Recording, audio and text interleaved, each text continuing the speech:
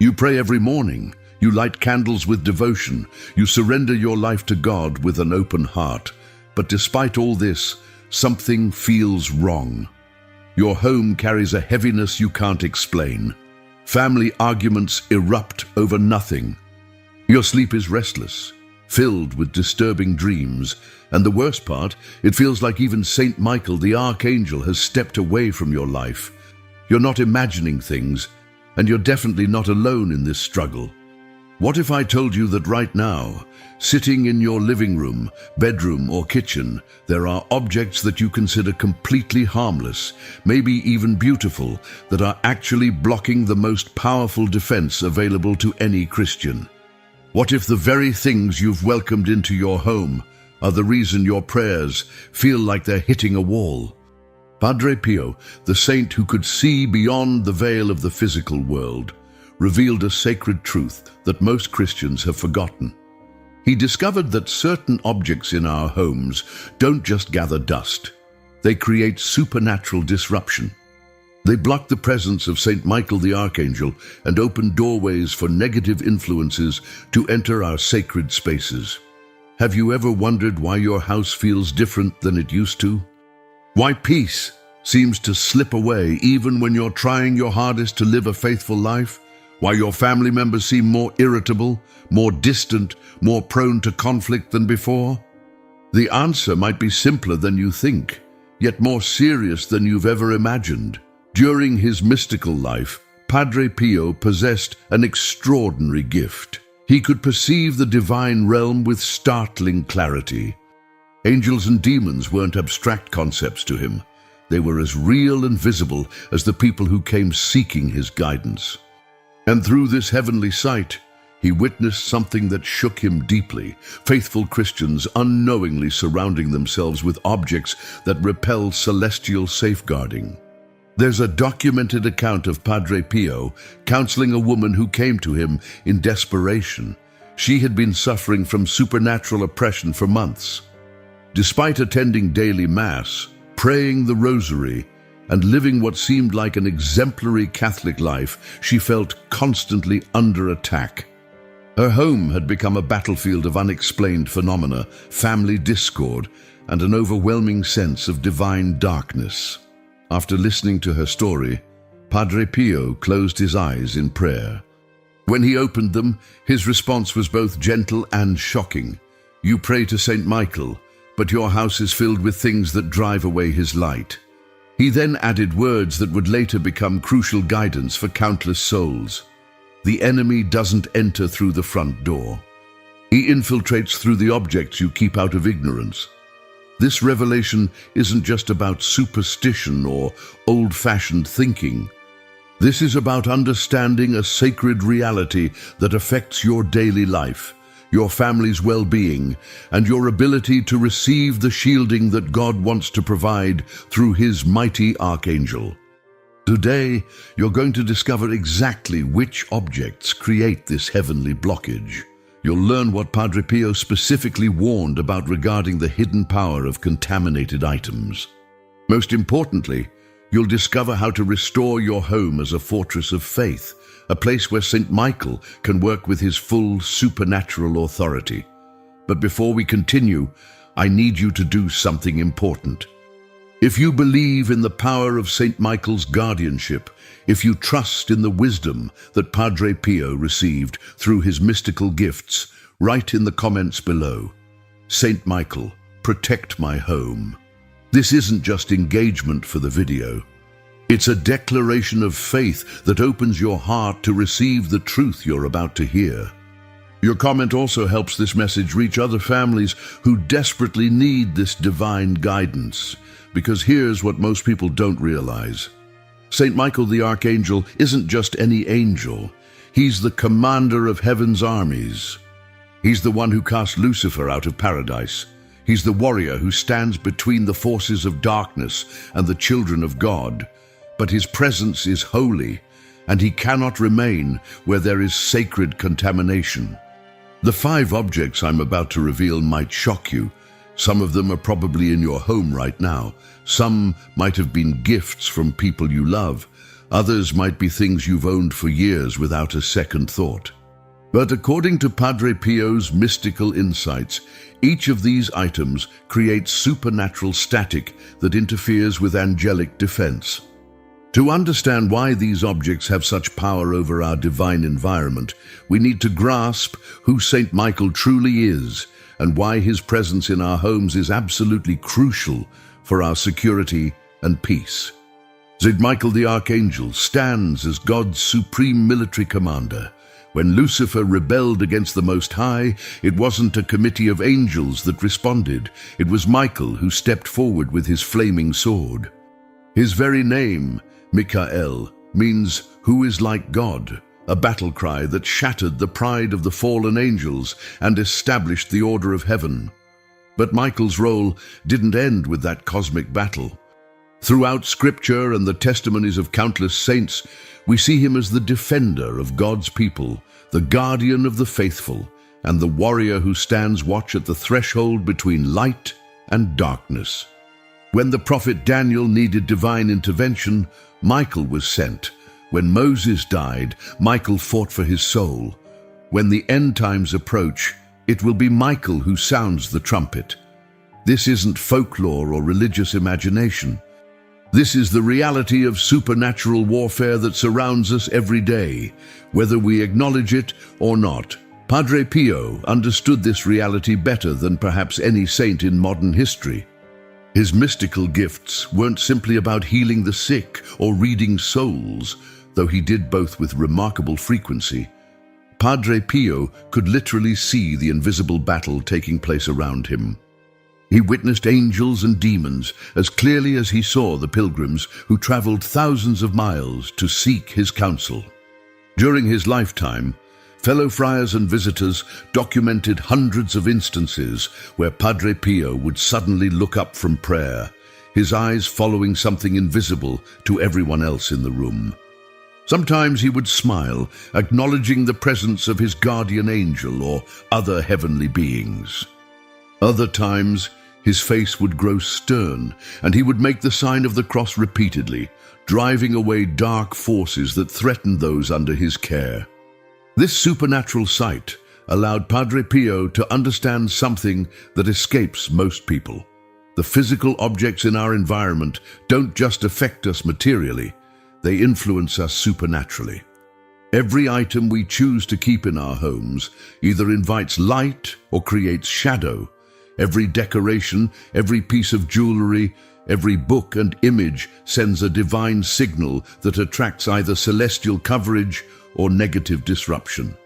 When Padre Pio told that suffering woman that her house was full of things that drive away St. Michael's light, he wasn't speaking metaphorically. He was describing a sacred principle as real and measurable as the laws of physics. Many people drawn to deepen their understanding of Padre Pio's teachings have found incredible value in his complete insights. The ebook, The Spiritual Secrets of St. Padre Pio, contains his most transformative prayers for home defense, daily practices for supernatural strength, and guidance for recognizing negative influences. You can find the link in the pinned comment below. Now, returning to why this matters so urgently for your daily life. Think about your home right now. Consider the energy you feel when you walk through your front door. Is there peace, or is there tension hanging in the air? Do your family members naturally gravitate toward gathering together, or does everyone retreat to separate rooms? Do you sleep soundly, or do you find yourself tossing and turning, perhaps even experiencing disturbing dreams? These aren't just psychological phenomena. According to Padre Pio's understanding, they're often the result of divine contamination that blocks heavenly coverage and allows negative influences to take hold. The truth is, Saint Michael wants to be present in your home. He desires to stand guard over your family, to create an atmosphere of peace and security that no earthly force can penetrate. But his holiness cannot coexist with objects that carry supernatural darkness or confusion. This is why Padre Pio was so specific in his warnings. He didn't speak in vague generalities about staying close to God. He identified particular objects, specific items that create sacred disruption and prevent angelic shielding from operating at full strength. When we ignore these warnings, we're not just missing out on potential blessings. We're actively hindering the very safeguarding that could shield our families from supernatural attack, emotional turmoil, and the countless ways that darkness tries to infiltrate our daily lives. But when we take these teachings seriously, when we align our homes with the divine principles that Padre Pio discovered through his mystical gifts, something remarkable happens. The atmosphere changes. Peace returns.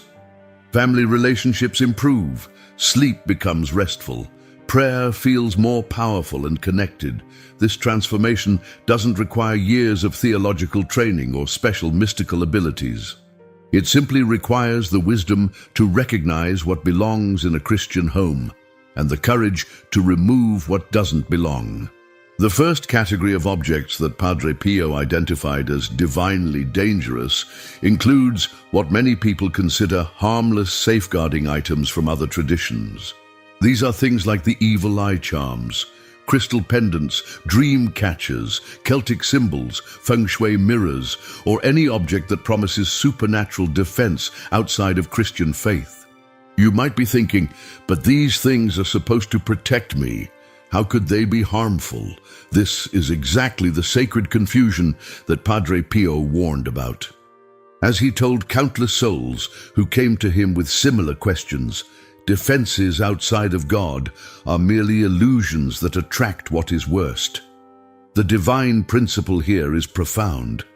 When we seek safeguarding from sources other than God, we're essentially telling Saint Michael and the heavenly hosts that we don't trust their power to shield us. We're opening our sacred lives to influences that may appear helpful, but operate outside of celestial authority. It's like hiring a security guard for your home while leaving all the windows and doors unlocked. These objects carry the supernatural energy of the belief systems they come from. A dream catcher doesn't just catch dreams. It connects your home to the mystical practices of its origin. An evil eye charm doesn't just ward off negativity. It invites forces that operate independently of Christian defense. Crystals positioned for energy healing don't just look pretty. They create divine frequencies that can interfere with angelic presence. Padre Pio could see this disruption clearly. He witnessed how these objects created what he described as heavenly static, a kind of sacred confusion that makes it difficult for angels to operate effectively in that environment. The second type of problematic objects involves false representations of angels themselves. These include decorative angel figurines with distorted features, seductive appearances, or no faces at all. You've probably seen them in gift shops. Ethereal figures with flowing robes but deliberately obscured faces, or angels depicted with sensual rather than holy characteristics. Padre Pio's response to these was particularly strong. Where there is falsity, there is no room for God's true archangel. The issue isn't that angels can't be represented in art. Throughout Christian history, beautiful and holy depictions of angels have inspired faith and devotion. The problem is when these representations distort the true nature of angelic beings, or present them in ways that appeal to worldly rather than divine sensibilities. True angels, as described in Scripture and witnessed by saints like Padre Pio, are beings of overwhelming holiness and power. They inspire awe, reverence, and sometimes even fear in the face of their celestial authority. When we surround ourselves with cute, decorative, or sensually appealing angel images, we're training our sacred perception to expect something entirely different from what real angelic coverage looks and feels like. This creates a mismatch between our expectations and divine reality. St. Michael may be trying to make his presence known in your home, but if your mental image of angelic shielding is based on false representations, you might not recognize his actual presence when it manifests. The third category is perhaps the most overlooked yet potentially dangerous: inherited objects that carry negative supernatural history. These are items passed down from family members or acquired from people who practiced occultism, witchcraft, spiritualism, or who lived in patterns of serious sin and sacred darkness. Everything that comes from darkness carries darkness, Padre Pio explained to those who struggled with this issue. Objects aren't just physical items. They can absorb and retain the divine energy of their previous owners and the environments where they've been kept. This doesn't mean every antique or family heirloom is supernaturally contaminated. But it does mean we need sacred discernment about what we allow into our homes. That beautiful jewelry box from your grandmother who practiced fortune telling, the artwork from an estate sale where you felt an unexplained chill, the furniture piece that seems to bring arguments wherever it's placed. These items might be carrying more than just physical history. Padre Pio often counseled people to pay attention to how they felt around certain inherited objects. Do you feel peaceful or agitated? Do family conflicts seem to increase when that particular item is prominently displayed? Do you experience unusual dreams or feelings of unease in rooms where certain inherited pieces are kept? The sacred principle here isn't about being superstitious. It's about being divinely aware. Just as we wouldn't knowingly bring physically contaminated items into our homes, we shouldn't ignore the possibility of supernatural contamination either. The fourth type of object that blocks St. Michael's coverage might surprise you because it involves sacred items that have been neglected or damaged: broken crucifixes, forgotten religious statues, or holy images that have been allowed to gather dust or fall into disrepair. Padre Pio felt deep pain whenever he encountered crucifixes lying on the ground, covered with dust or broken and ignored. A broken crucifix is the symbol of abandoned faith, he would say. And the enemy grows stronger where there is carelessness.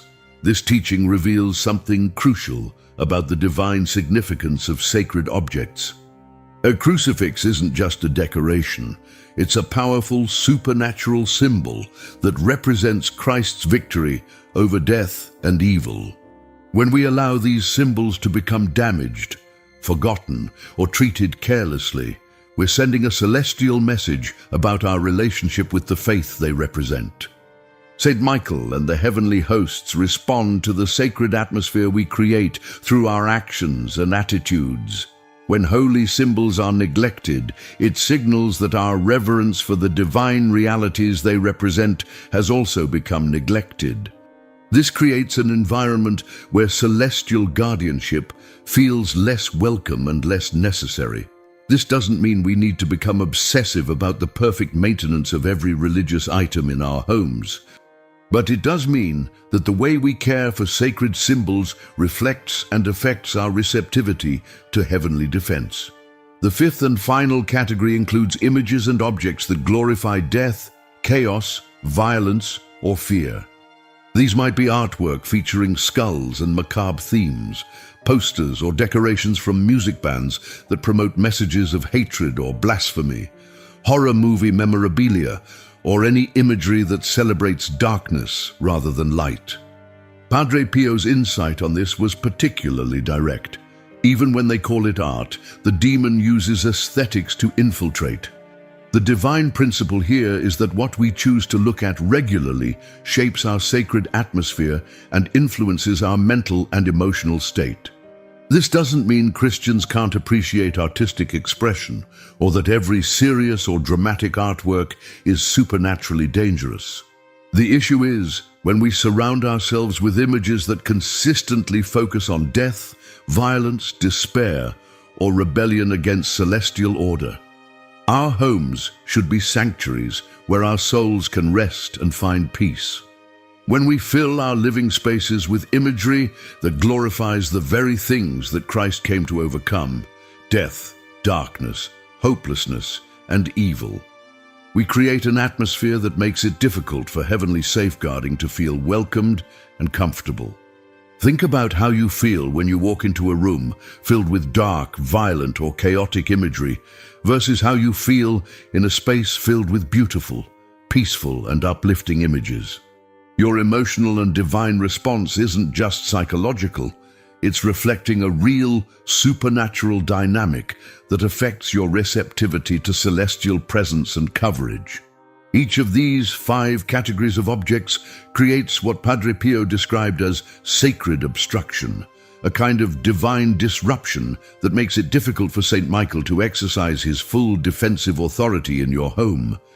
The cumulative effect of multiple problematic objects can create an environment where angelic shielding is severely limited, leaving families vulnerable to supernatural attack, emotional turmoil, and the various ways that darkness tries to infiltrate Christian homes. When St. Michael's defense is blocked or diminished in a home, the effects aren't subtle. Padre Pio described these consequences with the clarity of someone who had witnessed them countless times. A house without divine light is an open field for demons, and many Christians live surrounded by them without knowing it. The most immediate sign is often mental confusion that seems to come from nowhere. You might find yourself struggling to think clearly about simple decisions, feeling overwhelmed by everyday problems that used to be manageable, or experiencing persistent anxiety that doesn't seem connected to any specific concern. This isn't just stress or natural worry. It's the result of supernatural disruption interfering with your mental peace. Family relationships begin to deteriorate in ways that feel disproportionate to any actual conflicts. Arguments erupt over trivial matters. Family members become more irritable with each other, more likely to misunderstand each other's intentions, and less able to resolve conflicts peacefully. The home stops feeling like a refuge and starts feeling like a battlefield where everyone is on edge for reasons they can't quite explain. Prayer life becomes frustrating and seemingly ineffective. Despite maintaining your regular devotions, attending Mass, and trying to live faithfully, you feel like your prayers are hitting a ceiling. The sense of connection with God that once brought comfort and strength feels distant and unreachable. This isn't because God has abandoned you, but because divine interference is disrupting your ability to receive the grace that's constantly flowing toward you. Physical and emotional exhaustion becomes chronic, even when you're getting adequate rest and nutrition. You wake up tired, struggle with energy throughout the day, and feel emotionally drained by interactions that shouldn't be particularly challenging. This persistent fatigue often comes with feelings of oppression, sadness, or anxiety that seem to hang over you like a heavy blanket. Sleep disturbances become common, ranging from simple insomnia to disturbing dreams that leave you feeling unsettled throughout the following day. Your bedroom, which should be your most peaceful retreat, might begin to feel uncomfortable or even unwelcoming. Maria, a 58-year-old grandmother from Arizona, experienced this heavenly blockage firsthand. For over a year, her home had been filled with tension that no one could explain. Her adult children avoided visiting because they felt inexplicably uncomfortable in her house.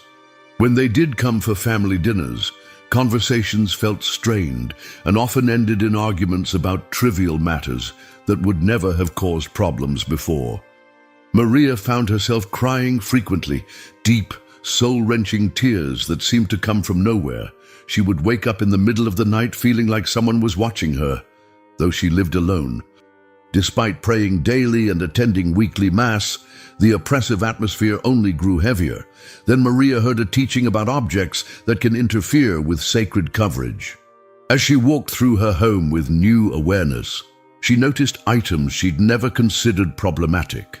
A decorative dream catcher that her daughter had given her during a bohemian phase. Several crystals she'd collected over the years because she thought they were pretty, and an antique mirror she'd inherited from her aunt who had been heavily involved in fortune-telling and card reading. The decision to remove these items wasn't easy. The dream catcher represented her daughter's thoughtfulness. The crystals had been expensive and were genuinely beautiful. The mirror held decades of family history.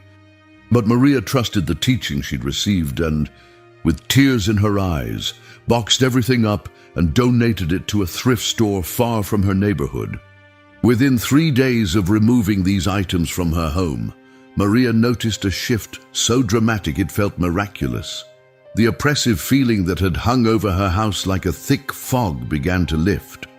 She slept through the night for the first time in months. Her next family gathering was the most peaceful they'd had in over a year. Her children lingered after dinner, laughing and sharing stories like they used to. Maria described the change as like someone had opened all the windows and let fresh air flow through every room, except it was fresh heavenly air. David, a 42-year-old father and small business owner, struggled with a different manifestation of blocked divine defense. Despite his efforts to provide sacred leadership for his family, his teenage children seemed increasingly rebellious and distant from their faith. His 16-year-old son had become sullen and argumentative. His 14-year-old daughter was having nightmares almost nightly, and the family couldn't seem to have a peaceful conversation anymore. His marriage was strained by constant financial stress and communication problems that hadn't existed in their earlier years together. David felt like he was failing as a father and husband, despite working harder than ever to provide for his family. After learning about supernatural contamination in the home, David realized that his basement office, where he spent hours each day managing his business, was filled with music memorabilia from his younger years. The walls were covered with posters and framed albums from bands that promoted dark themes, anti-religious messages, and imagery celebrating rebellion against authority. Though he no longer listened to this music, and his faith had grown significantly since those days, he'd kept the items because they represented important memories from his youth and had significant monetary value. The removal process was emotionally challenging. These items weren't just decorations. They were connected to his identity, his friendships from that time period, and some of his most formative experiences. But as David prayed for guidance, he felt a clear conviction that these objects no longer represented who he was or who he wanted to be. With his wife's support, he spent a weekend carefully removing every poster, album, and piece of memorabilia that didn't align with his current values. The transformation in David's family was gradual but unmistakable. Within 2 weeks, his son's attitude began to soften. He started joining family conversations again and even asked to attend Mass with them. His daughter's nightmares stopped completely, and she began sleeping peacefully through the night. Business decisions that had felt overwhelming became clearer, and the persistent anxiety that had plagued David for years began to diminish. Most remarkably, he and his wife found themselves talking and laughing together like they had in their early marriage years. Both Maria and David discovered what Padre Pio had taught throughout his ministry. Our physical environment profoundly affects our divine environment. When we remove objects that create sacred disruption, we make space for the guardianship and peace that Saint Michael wants to provide. The key insight from these experiences is that the effects of supernatural interference often seem unrelated to any specific objects. We don't typically think to connect family problems, sleep issues, or persistent anxiety with the decorative items in our homes. But as Padre Pio understood through his mystical perception, these connections are real and significant. Now that you understand which objects create divine interference, the question becomes, how do you restore your home as a fortress of faith where St. Michael can exercise his full defensive authority? Padre Pio provided specific guidance for this sacred restoration, and the process is both practical and deeply meaningful. The first step requires divine preparation through prayer for discernment. Before you begin examining your home, kneel down and pray with sincere intention. Lord, show me what doesn't belong to you. This isn't just a formality, it's an invitation for celestial wisdom to guide your perception. You're asking God to open your sacred eyes to see what might be creating disruption with heavenly coverage. During this prayer, ask specifically for the courage to remove items that might have sentimental value but lack divine value. Some of the objects you'll need to address might be gifts from loved ones, family heirlooms, or items that represent significant memories. The strength to prioritize supernatural health over emotional attachment comes through grace, not willpower alone. The second step involves conducting a thorough sacred review of every room in your home. Walk through each space slowly, paying attention not just to obvious religious items, but to everything that carries symbolic meaning. Examine your bedroom, living areas, kitchen, and even storage spaces. Look at books, artwork, jewelry, decorative objects, inherited items, and anything that makes a statement about your values or beliefs. As you review each item, ask yourself, does this object honor God? Does it promote peace, love, holiness, and truth? Or does it glorify darkness, confusion, rebellion, or mystical practices outside of Christian faith? Trust your divine instincts during this process.